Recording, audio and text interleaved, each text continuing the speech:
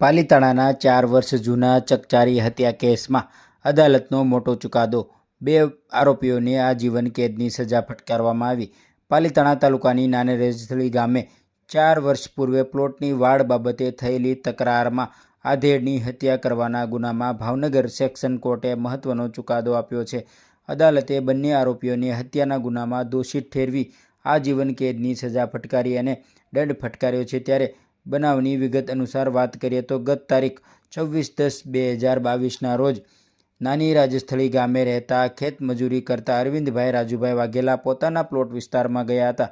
તે સમયે બાજુમાં રહેતા લક્ષ્મણભાઈ તથા વનરાજભાઈ સાથે પ્લોટની વાડ બાબતે બોલાચાલી થઈ હતી।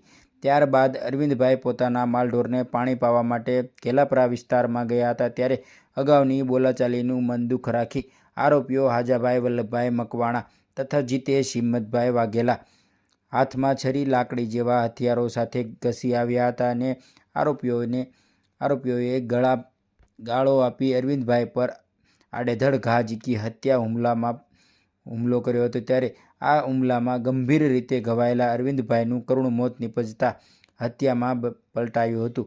આ બનાવ અંગે મરણ જનારના પુત્ર અલ્પેશભાઈ વાઘેલાની ફરિયાદના આધારે પાલિતાણા રૂરલ પોલીસ સ્ટેશનમાં આરોપીઓ સામે અનેક કલમો હેઠળ ગુનો નોંધી અને પોલીસ બંને આરોપીઓની અટકાયત કરી હતી।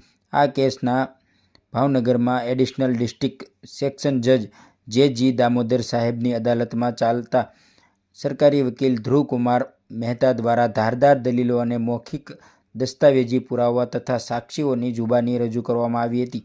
આરોપીઓની હાજાભાઈ વલ્લભભાઈ મકવાણા, જીતેશ હિંમતભાઈ વાઘેલાને આજીવન કેદની સજા ફટકારવામાં આવી છે।